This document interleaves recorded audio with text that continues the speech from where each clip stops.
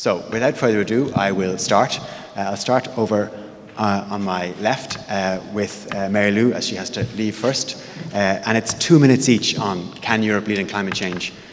Starting now. All right. Well, first of all, thank you very much for the invitation. I'm very pleased to be here.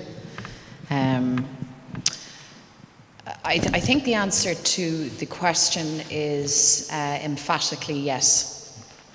I mean, Oisin, you've made reference to the fact that Europe has been and has very consciously seen itself as a standard bearer in terms of environmental protection, environmental standards, and certainly would see itself as the champion in terms of climate change. So the answer, I think, is yes. But the caveat in it is, of course, that Europe will only be the champion if it decides to take up that role. You mentioned also the fact that there's been a slight wobble in terms of Europe's commitment to cutting emissions and to setting out a very ambitious agenda in the lead into Copenhagen. I think that's a matter of very great disappointment.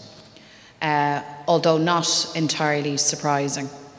I know certainly in the Parliament you heard arguments made in the context of recession, the global financial crisis, that in fact Europe had to trim its sails, and that whatever about setting targets, that nothing could be done to damage enterprise, industry and jobs.